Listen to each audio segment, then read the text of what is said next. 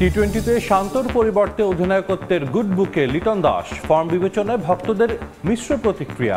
দেশের বাইরে খেলা হওয়ায় আলোচনায় চলছে চ্যাম্পিয়ন্স ট্রফিতে সাকিবকে রাখার।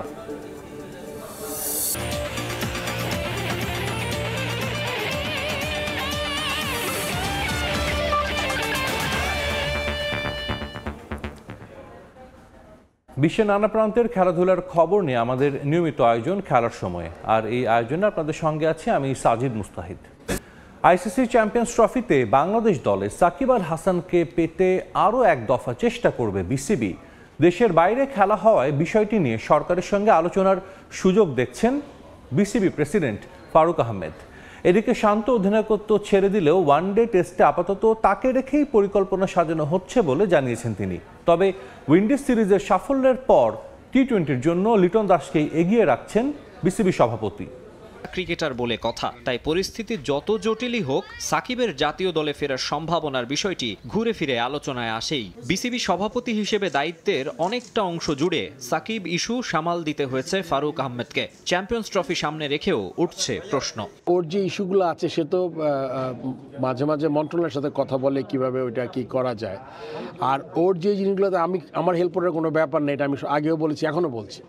এটা শুধুমাত্র গভর্নমেন্ট লেভেল থেকে যদি কোনো ইনস্ট্রাকশন আসে, ওর যেই সমস্যাগুলো আছে ওগুলো যদি ঠিক করতে পারে তাইলেই কিন্তু আমার মনে হয় যে এটার একটা ব্যাপার ডিসিশন নিতে পারে। তারপরে তার ফিটনেস, তারপরে মেন্টাল স্টেট, তারপর সিলেকশন কমিটি আছে, তারা ডিসাইড করবে। রানের হিসেবে বিপিএল এর 11তম আসর এখন পর্যন্ত জমজমাট, অথচ এমন এক আসরেই নেই সাকিব। রাজনীতির ময়দানে নামা হয়েছে কাল, ক্রিকেট মাঠ থেকেই এখন দূরে। জনরোষের মুখে আসতে পারছেন না দেশে। ফেব্রুয়ারি মার্চে চ্যাম্পিয়ন্স ট্রফিতে তাকে খেলাতে চাইলে প্রক্রিয়াটা কেমন হবে, কোন পথে হাঁটবে বিসিবি? এই বিপিএল এর মাঝেই সিলেক্টরদের সাথে বসে আমাদের ডিসিশন নেওয়া দরকার আর কি। সাকিব থাকুন বা না থাকুন, চ্যাম্পিয়ন্স ট্রফিতে দলের অধিনায়ক থাকবেন নাজমুল হোসেন শান্তই। টি-20 ক্যাপ্টেন্সি ছাড়লেও বাকি দুই ফরম্যাটে তিনিই আছেন দায়িত্বে। আর সংক্ষিপ্ত ফরম্যাটের পরবর্তী দলনেতা চূড়ান্ত না হলেও বোর্ডের সুনজরে আছেন একজন। শান্ত নিজের থেকে ইচ্ছা পোষণ করেছে যে টি-20 ক্যাপ্টেন ইজ নট কমফোর্টেবল, আমরা আরেকজন ক্যাপ্টেন চিন্তা করছি। লিটনের বেস্ট পার্টটা ছিল এই ট্যুরে অনেক সময় প্লেয়ারকে দুইভাবে হেল্প করা যায়। ক্যাপ্টেন্সি দিলে অ্যাডিশনাল ইয়েতে একটা রান ফর্মে ফিরে আসতে পারে, বাট ফর্মে ফিরে না আসলেও অ্যাজ এ ক্যাপ্টেন সে খুব ভালো ক্যাপ্টেন্সি করেছে। ক্রিকেটিং ব্রেইন, মেধা, ক্যাপ্টেন্সি করার অ্যাবিলিটি সাথে ফর্মের কোনো সম্পর্ক নাই। আশা করি ও ফর্মে ফিরবে খুব শীঘ্রই। তারপর আমরা যখন টি-20 ক্যাপ্টেনের ব্যাপারে আলোচনা হবে তখন সে নিশ্চয়ই এগিয়ে থাকবে অ্যাজ এ ক্যাপ্টেন। লিটনের পাশাপাশি তাওহিদ হৃদয় আর তাসকিন আহমেদও আছেন টি-20 ক্যাপ্টেন্সির আলোচনায়। মাকসুম আলম খান, সময় সংবাদ, ঢাকা। নাজমুল হোসেন শান্ত টি-20 অধিনায়কত্ব ছেড়ে দেয়ায় নতুন অধিনায়ক হিসেবে বোর্ডের গুড বুকে লিটন দাস। তবে সমর্থকরা চিন্তিত উইকেট কিপার ব্যাটসম্যানের বর্তমান পারফরমেন্স নিয়ে। উইন্ডিজ থেকে বিপিএল দারুণ ছন্দে তাসকিন, তাই অনেক ভক্ত বলছেন স্পিড স্টারকে সংক্ষিপ্ত ফরম্যাটের দায়িত্ব দেওয়ার। অনেকের পছন্দের তালিকায় আছেন আবার মেহেদী হাসান মিরাজও। শান্ত নিজের থেকে ইচ্ছা পোষণ করেছে যে টি-20 ক্যাপ্টেন ইজ নট কমফোর্টেবল, আমরা আরেকজন ক্যাপ্টেন চিন্তা করছি।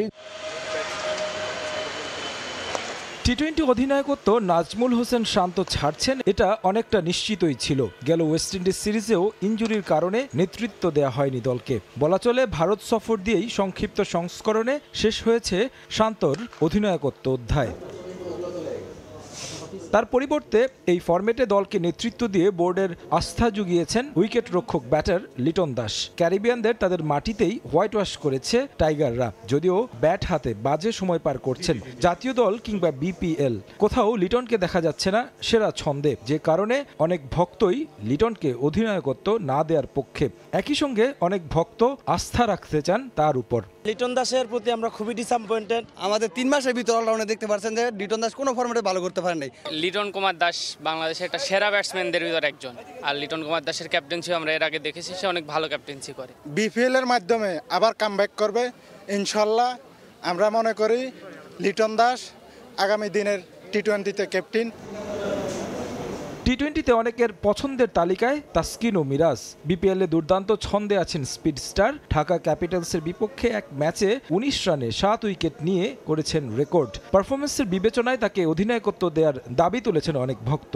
ব্যাটসম্যানরা যারা ফর্মে নাই তাদের ক্যাপ্টেন্সি দিলে তো একটা প্রেশার পড়ে যায় জিনিসটা, তো তাদের সেটা ম্যাচে ইম্প্যাক্ট ফেলে। তো তাদের ফ্রি রেখে যদি আমরা মিরাজ বা তাসকিনরে বিবেচনা করতে পারি তাহলে ভালো হয়। এখন যদি আমাদের মিরাজকে ভালো দেওয়া হয়, মানে টি-20 ম্যাচে ক্যাপ্টেন মিরাজ ভালো করবে। শেষ পর্যন্ত যার কাঁধেই উঠুক টি-20 ফরম্যাটের অধিনায়কত্ব, সেরা ছন্দ দেখিয়ে 2026 বিশ্বকাপে ইতিবাচক ফলাফল করবে প্রত্যাশা সবার। তারেক হাসান শিমুল, সময় সংবাদ, ঢাকা। চলতি বিপিএলে না থেকেও আছেন সাকিব আল হাসান। ঢাকা পর্বের প্রায় প্রতিটি ম্যাচেই সাকিবকে নিয়ে লেখা প্ল্যাকার্ড ফেস্টুন নিয়ে হোম অফ ক্রিকেটে হাজির হন সমর্থকরা। এদিকে টিকিট নিয়ে সমর্থকদের হতাশা ছিল শুক্রবারের ম্যাচেও। দীর্ঘ সময় লাইনে দাঁড়িয়েও মেলেনি কাঙ্ক্ষিত সোনার হরিণ। আবার যারা পেয়েছেন তাদের চোখে মুখে ছিল রাজ্য জয়ের আনন্দ। টিকিট নিয়ে বিসিবির কড়া সমালোচনাও করেছেন তারা। রং তুলিতে আঁকা হচ্ছে স্বপ্ন, তীব্র ভালোবাসা কোন নিক্তিতে মাপবেন আপনি। না থেকেও ভক্তদের হৃদ মাঝারে আছেন একজন সাকিব আল হাসান। পরিবর্তিত পরিস্থিতিতে এবারের বিপিএলে চট্টগ্রামের জার্সিতে সাকিবের খেলার উপায় নেই, তবে স্নিগ্ধ মন মানে না বারণ। তাই তো এভাবেই সাকিবকে মনে করার চেষ্টা। একইভাবে মাশরাফিকেও খুঁজেছেন ভক্তরা। এবার বেশিরভাগই টিকিট বিসিবি ছেড়েছে অনলাইনে, যেখান থেকে কাটতে হলে লাগবে জাতীয় পরিচয়পত্রের নম্বর। কিন্তু ভক্তদের বড় একটা অংশ যে এখনো কিশোর, যাদের নেই এনআইডি কার্ড। তাই তো ক্ষোভ, হতাশা স্পষ্ট। যাদের বয়স নেই তারা কিভাবে অনলাইনে টিকিট কাটবে, এবং এখানে যারা টিকিট কাটতে আসছে কিন্তু একেবারে ভোগান্তি। প্রতিটা টিকিটে 50 থেকে 300 টাকা বাড়তি দিতে হচ্ছে, কিন্তু তারপরও আমরা টিকিট পাইতেছি না। তবে এত কিছুর পরেও যাদের মিলেছে টিকিট, আবেগ যেন উছলে পড়ে, যেন রাজ্য জয়ের আনন্দে দিশে হারা মন। 2 ঘন্টা দাঁড়াছিলাম লাইনে, 2 ঘন্টা দাঁড়ানোর পরে অনেক সাধনা করে টিকিট পাইছি। ইউরোপের ভিসার মতো ভাই, এখনো কত লোক দেখেন, লোকের কোনো অভাব নাই। টিকিট হয়তো বা সবাই দিতে পারবো না, কিন্তু কষ্ট হয় যে সবাই খেলা দেখতে পারবো না। অনেক দূর থেকে অনেক আশা করে সবাই আসছে। বলাই বাহুল্য লাক্কাতুরায় টিকিটের চাহিদা বাড়বে আরো। তবে ঢাকার দর্শকদের দাবি, সিলেট চট্টগ্রাম ঘুরে যখন আবারও বিপিএল ফিরবে রাজধানীতে, তখন বাড়ানো হোক সরাসরি টিকিট কেনার সুযোগ। মাহবুব রিমন, সময় সংবাদ, ঢাকা। শেষ হলো বিপিএল এর ঢাকার প্রথম পর্বের খেলা। দুদিন বিরতির পর সিলেট স্ট্রাইকার্স ও রংপুর রাইডার্সের ম্যাচ দিয়ে সোমবার থেকে শুরু হবে সিলেট পর্ব। এরই মধ্যে সিলেটে অনুশীলন শুরু করে দিয়েছে দলগুলো। বিপিএল এর ঢাকা পর্ব শেষে পয়েন্ট টেবিলের শীর্ষে অবস্থান করছে রংপুর রাইডার্স। প্রথম 3 ম্যাচে 3টিতেই জিতেছে নুরুল হাসান সোহানের দল। এর বিপরীত চিত্র ঢাকা ক্যাপিটালসের 3 হারে টেবিলের 6 অবস্থান তার। অন্যদিকে 1 ম্যাচে 1 হার নিয়ে টেবিলের তলানিতে সিলেট স্ট্রাইকার্স। ঢাকার প্রথম পর্ব শেষে দাপট দেখিয়েছেন দেশি ক্রিকেটাররা। 146 রান নিয়ে সর্বোচ্চ রান সংগ্রাহক দুর্বার রাজশাহীর এনামুল হক বিজয়। 141 রান নিয়ে যৌথভাবে দ্বিতীয় স্থানে আছেন থিসারা পেরেরা ও উসমান খান। 12 উইকেট নিয়ে শীর্ষ উইকেট শিকারী দুর্বার রাজশাহীর তাসকিন আহমেদ। 7 উইকেট নিয়ে দ্বিতীয় স্থানে আছেন খুশদিল শাহ ও 6 উইকেট নিয়ে 3-এ নাহিদ রানা। সিলেট পর্ব সামনে রেখে অনুশীলন শুরু করেছে বিপিএলের দলগুলো। এই মুহূর্তে সিলেট আন্তর্জাতিক স্টেডিয়ামে আছেন রিপোর্টার জয়ন্ত কুমার দাস। সবশেষ খবর জানতে সরাসরি যাচ্ছি তার কাছে। 30 ডিসেম্বর শুরু হওয়া বিপিএল 2024-এর ঢাকা পর্ব শেষ। আগামী 6 জানুয়ারি শুরু হচ্ছে সিলেট পর্ব। তাই সিলেটে এসে পৌঁছেছেন দলগুলো এবং ইতিমধ্যেই আজকে সকালেই কিন্তু প্র্যাকটিস করছেন ফরচুন বরিশাল এবং সিলেট স্ট্রাইকার্স। এখনো কিন্তু তারা প্র্যাকটিস করছে সিলেট আন্তর্জাতিক ক্রিকেট স্টেডিয়ামের যে আউটার 2 আছে সেখানে প্র্যাকটিস করছেন। আমরা দেখেছি ফরচুন বরিশালের যিনি অধিনায়ক তামিম ইকবাল খান, তিনি এসেছিলেন। মাহমুদুল্লাহ রিয়াদ, মুশফিকুর রহিম, নাজমুল হাসান শান্ত সহ বিদেশি যে প্লেয়ার রয়েছেন, শাহিন আফ্রিদি রয়েছেন, তারপর মেয়ার স্কাইল রয়েছেন, তারাও এসেছেন। সবকিছু মিলিয়ে ফরচুন বরিশাল এখনো প্র্যাকটিস করছে। অন্যদিকে সিলেট স্ট্রাইকার্সও প্র্যাকটিস করছেন। সিলেট স্ট্রাইকার্স একটি মাত্র ম্যাচ খেলেছে ঢাকায় রংপুর রাইডার্সের সাথে এবং সেইখানে তারা হেরেছে।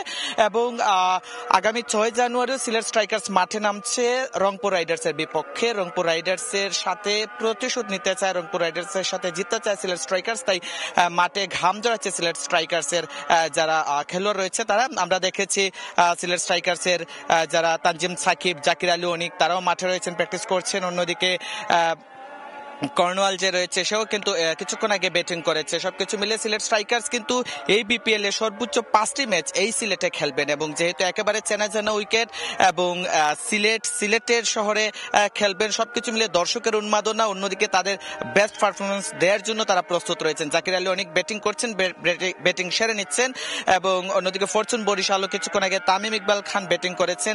ফরচুন বরিশালও কিন্তু জয়ের ধারা অব্যাহত রাখতে চায়, অন্যদিকে সিলেট স্ট্রাইকার্স জয়ে ফিরতে চায়। সবকিছু মিলে সিলেট স্ট্রাইকার্স এবং ফরচুন বরিশাল প্র্যাকটিস করলো 1:30টার দিকে।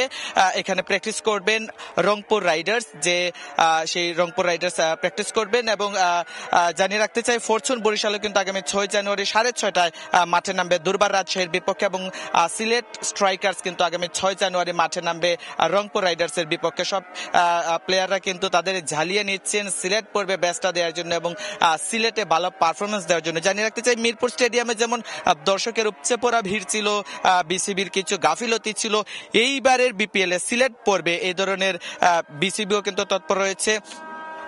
এবং দর্শকের উপস্থিতির কথা যদি বলি, প্রতি বছরই বিপিএল এ সিলেট পর্বে দর্শকের উপস্থিতি থাকে। এই বছর আমরা দেখেছি দর্শকদের মধ্যে বাড়তি উন্মাদনা আছে এবং অপেক্ষা করছেন কখন তারা টিকিট কিনবেন, কখন তারা মাঠে নামবেন। ইতিমধ্যে অনলাইনে অনেকে টিকিট কেনা শুরুও করে দিয়েছে। দর্শকরা অপেক্ষা করছে তারা মাঠে এসে তাদের পছন্দের দলকে সাপোর্ট দেওয়ার জন্য।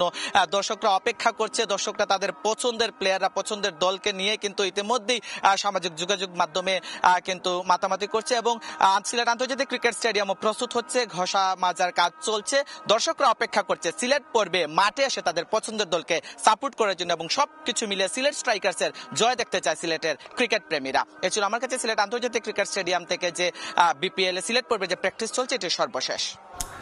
আমাদের সঙ্গে সিলেট থেকে যুক্ত হয়েছিলেন সহকর্মী জয়ন্ত কুমার দাস। এবার চ্যাম্পিয়ন্স ট্রফি হাইব্রিড মডেলে আয়োজন করা হলেও লাভের দিক থেকে বেশ এগিয়ে থাকবে পাকিস্তান। টুর্নামেন্টের 15টি ম্যাচের 4টি অনুষ্ঠিত হবে নিরপেক্ষ ভেন্যু দুবাইয়ে, আর ভারত ফাইনালে পৌঁছালে সংখ্যাটি বেড়ে দাঁড়াবে 5-এ। নিরপেক্ষ ভেন্যুতে হওয়া সবগুলো ম্যাচের টিকিট বিক্রি থেকে যা আয় হবে তার 50% পাবে পিসিবি, যাতে পাকিস্তানের সুযোগ থাকছে মোটা অঙ্কের অর্থ আয়ের। এমন খবর প্রকাশ করেছে পাকিস্তানের বেশ কিছু গণমাধ্যম। এক চ্যাম্পিয়ন্স ট্রফি নিয়ে কত শত নাটকীয়তা আর কতই না জল খোলা হলো। অবশেষে মিটে গেছে সব ধরনের জটিলতা। জল্পনার অবসান ঘটিয়ে আনুষ্ঠানিক ঘোষণা দিয়ে বেশ কিছুদিন আগেই আইসিসি জানিয়েছে হাইব্রিড মডেলেই অনুষ্ঠিত হবে চ্যাম্পিয়ন্স ট্রফি। ভারত পাকিস্তানের ম্যাচগুলো অনুষ্ঠিত হবে দুবাইয়ের নিরপেক্ষ ভেন্যুতে। হাইব্রিড মডেলের টুর্নামেন্ট আয়োজনে শুরু থেকেই নারাজ ছিল পাকিস্তান। শেষ পর্যন্ত আইসিসি সিদ্ধান্ত মেনে নিলেও বেশ কিছু শর্ত জুড়ে দেয় পিসিবি। সেখানেই বলা হয় আগামী 2027 পর্যন্ত ভারতে গিয়ে কোনো টুর্নামেন্টে অংশগ্রহণ করবে না মেন ইন গ্রিন। এছাড়াও পাকিস্তান আরও কিছু শর্ত দেয়, সেখানে উল্লেখ করে টুর্নামেন্টের বেশ কিছু ইস্যুতে রেভিনিউ তাদের সঙ্গে শেয়ার করতে হবে। শেষ পর্যন্ত পাকিস্তানের দেয়া শর্তগুলো মেনে নেয় ক্রিকেটের সর্বোচ্চ নিয়ন্ত্রক সংস্থা। চ্যাম্পিয়ন্স ট্রফিতে অনুষ্ঠিত 15টি ম্যাচের অন্তত 4টি দুবাইয়ে মাঠে গড়াবে। টিম ইন্ডিয়া ফাইনালে উঠলে সে সংখ্যা বেড়ে দাঁড়াবে 5-এ। নিরপেক্ষ ভেন্যুতে ভারতের গ্রুপ পর্বের সবগুলো ম্যাচই অনুষ্ঠিত হবে, যার মধ্যে আগামী 23 ফেব্রুয়ারি আছে ভারত পাকিস্তান সুপার ক্লাসিকো। প্রথম সেমিফাইনালটিও দুবাইতেই মাঠে গড়াবে। আর নিরপেক্ষ ভেন্যুতে হওয়া ম্যাচগুলো থেকে মোটা অঙ্কের অর্থ আয় করতে যাচ্ছে পিসিবি। দেশটির ক্রিকেট ভিত্তিক গণমাধ্যমের বরাতে ধারণা করা হচ্ছে পিসিবি এই ম্যাচগুলোর মোট টিকিট বিক্রির আয় থেকে 50% তারা পাবে, আর তাতেই পিসিবির আয় বাড়ার ধারণা করা হচ্ছে। ইতোমধ্যেই নাকি এমিরেটস ক্রিকেট বোর্ডের সঙ্গে আলোচনাও হয়েছে পাকিস্তান ক্রিকেট বোর্ডের। এদিকে দুবাই আন্তর্জাতিক ক্রিকেট স্টেডিয়ামের ধারণ ক্ষমতা 25,000 দর্শকের। ভারতের সব ম্যাচ প্রথম সেমিফাইনাল এবং চ্যাম্পিয়ন্স ট্রফির ফাইনালে জ্যাম প্যাকড স্টেডিয়ামেরই আশা করা হচ্ছে। এই ম্যাচগুলো ঘিরে দর্শকদের আগ্রহ ভিন্ন মাত্রার, ফলে প্রত্যাশার চেয়েও বেশি টিকিট বিক্রি হবে বলে ধারণা করছেন সংশ্লিষ্টরা। যদিও এখনো ম্যাচের টিকিটের দাম কিংবা বিক্রির সময়সূচি ঘোষণা করেনি আইসিসি। শিগগিরই টুর্নামেন্টের সবগুলো ম্যাচের টিকিট বিক্রির সময়সূচি ক্রিকেটের সর্বোচ্চ নিয়ন্ত্রক সংস্থা ঘোষণা করবে বলে আশা করা হচ্ছে। তাজিন খন্দকার, সময় সংবাদ। দেশের ফুটবলের খবর। নতুন বছরে জয়ের দেখা পেল বসুন্ধরা কিংস। লিগে টানা 2 ম্যাচ পর পূর্ণ 3 পয়েন্ট পেল বর্তমান চ্যাম্পিয়নরা। ফার্নান্দেজের জোড়া গোলে বাংলাদেশ পুলিশের বিপক্ষে 5-0 ব্যবধানের জয় পেয়েছে কিংস। এদিকে লিগের আরেক ম্যাচে ঢাকা আবাহনীর বিপক্ষে 0-0 ড্র করেছে ফর্টিস এফসি। অন্য ম্যাচে ফকিরের পুলকে 3-0 ব্যবধানে হারিয়েছে ব্রাদার্স ইউনিয়ন। একেবারেই অপ্রত্যাশিত একটা মৌসুম কাটছে দেশের ফুটবলের সবচেয়ে সফল ক্লাব বসুন্ধরা কিংসের। 5 বারের লিগ চ্যাম্পিয়নরা বারবারই খেই হারাচ্ছে এবার ঘরের মাঠ কিংবা প্রতিপক্ষের মাঠ। কোথাও নিজেদের সেই চেনা ছন্দে পারফর্ম করতে পারছে না বসুন্ধরার রাজারা। পথ হারিয়ে নিজেদের খুঁজে ফেরা কিংস এবার নতুন বছরে পেল একটা স্বস্তির জয়। ময়মনসিংহের রফিক উদ্দিন আহমেদ ভূঁইয়া স্টেডিয়ামে কিংসের প্রতিপক্ষ নামে ধামে ঢের পিছিয়ে থাকা বাংলাদেশ পুলিশ। দুর্বল দল পেয়ে তাদের ম্যাচের শুরু থেকেই চেপে ধরে কিংস। 10 মিনিটেই এগিয়ে যায় বসুন্ধরা। ফয়সাল আহমেদ ফাহিমের পাস থেকে বল পায়ে পেয়ে দারুণ এক গোল করেন ফার্নান্দেজ। 1-0 গোলে এগিয়ে গিয়ে আত্মবিশ্বাসী হয়ে খেলতে থাকে বসুন্ধরার দলটি। এর ঠিক 3 মিনিট পর আবারও কিংসের আক্রমণ। মুজিবুর রহমান জনির গোলে 2-0 লিড নেয় ভ্যালেরিও তিতার দল। 37 মিনিটে ফাহিমের শট শক্ত হাতে রুখে দেন পুলিশের গোলরক্ষক। যদিও পরের মিনিটে ফিরতি শটে নিজের দ্বিতীয় গোল করেন ফার্নান্দেজ। প্রথমার্ধেই 3-0 এগিয়ে যায় বসুন্ধরা। বিরতির পর মাঠে নেমে আবারও কিংস ঝলক। ম্যাচের 50 মিনিটে জনির পাস থেকে বল নিয়ন্ত্রণে নিয়ে জালে জড়ান রাকিব। 4-0 এগিয়ে যায় কিংস। 74 মিনিটে আল আমিনের স্পট কিক ঝাঁপিয়ে আটকে ক্লিন শিট ধরে রাখেন কিংস গোলরক্ষক মেহেদী হাসান শ্রাবণ। ম্যাচের শেষ সময়ে মোহাম্মদ রফিককে ফাউল করে লাল কার্ড দেখেন পুলিশের প্যারাগুয়ান ফুটবলার মোরেনো গুইতো। এরপর দ্বিতীয়ার্ধের ইনজুরির সময় রাব্বি হোসেন রাহুলের অ্যাসিস্ট থেকে গোল করে ব্যবধান 5-0 করেন ব্রাজিলিয়ান মিগুয়েল। নতুন বছরে বড় জয় নিয়ে মাঠ ছাড়ে বসুন্ধরা। খেলার সময় তরুণদের জয়গানে শেষ হলো বিজয় দিবস টেনিস প্রতিযোগিতা 2024। পুরুষ এককে চ্যাম্পিয়ন হয়েছেন আর্মি অফিসার্স ক্লাবের জারিফ আবরার। নারী এককে চ্যাম্পিয়ন বিকেএসপির হালিমা জাহান। ব্যয়বহুল হওয়ায় টেনিসে পৃষ্ঠপোষকদের এগিয়ে আসার আহ্বান খেলোয়াড়দের। আইটিএফ র্যাঙ্কিং বাড়াতে ফেডারেশনের কাছে বেশি আন্তর্জাতিক ম্যাচ খেলার দাবি তাদের। এদিকে যে কোনো টুর্নামেন্টের আগে ক্যাম্প করার কথা জানিয়েছেন ফেডারেশন সভাপতি। তারুণ্যের উৎসবের অংশ বিজয় দিবস টেনিস টুর্নামেন্ট। সেখানেই তরুণদের জয়গান। দীর্ঘদিন পর আয়োজিত এই টুর্নামেন্টের প্রতিটি বিভাগেই চ্যাম্পিয়ন তরুণ টেনিস খেলোয়াড়রা। পুরুষ এককে প্রথমবারের মতো বিজয় দিবস টুর্নামেন্ট জিতলেন আর্মি অফিসার্স ক্লাবের জারিফ আবরার। আমেরিকান ক্লাবের রুস্তম আলীকে 4-6, 6-1 ও 6-2 গেমে হারিয়েছেন তিনি। নারী এককে বিকেএসপির সুবর্ণা খাতুনকে 6-2 ও 6-1 গেমের সরাসরি সেটে হারিয়েছেন একই প্রতিষ্ঠানের হালিমা জাহান। অন্যান্য বিভাগেও দাপট ছিল তরুণদের। অনূর্ধ্ব 18 ও অনূর্ধ্ব 14 ক্যাটাগরিতে চ্যাম্পিয়ন হয়েছেন বিকেএসপির কাব্য গায়েন। বরাবরই ব্যয়বহুল খেলা টেনিস, তাই বাংলাদেশে এই ডিসিপ্লিনকে এগিয়ে নিতে পৃষ্ঠপোষকদের এগিয়ে আসার আহ্বান খেলোয়াড়দের। এছাড়া নিয়মিত ঘরোয়া টুর্নামেন্ট আয়োজন সহ আইটিএফ র্যাঙ্কিং বাড়াতে ফেডারেশনের কাছে বেশি আন্তর্জাতিক ম্যাচ খেলার দাবি টেনিস খেলোয়াড়দের।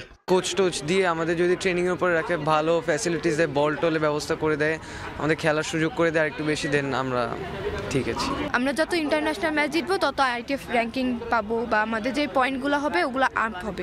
আর যখন আমাদের পয়েন্ট অনেক লেভেল আপ হবে তখন আমরা এশিয়ার মধ্যে র্যাঙ্কিং বা ওয়ার্ল্ডের মধ্যে র্যাঙ্কিং এগুলো পেতে পারবো আস্তে আস্তে। এদিকে যে কোনো টুর্নামেন্টের আগে দীর্ঘমেয়াদী ক্যাম্প আয়োজন করার কথা জানান বাংলাদেশ টেনিস ফেডারেশনের সভাপতি। আর তারুণ্যের উৎসব উপলক্ষে আরও একটি টুর্নামেন্ট আয়োজন করবে ফেডারেশন।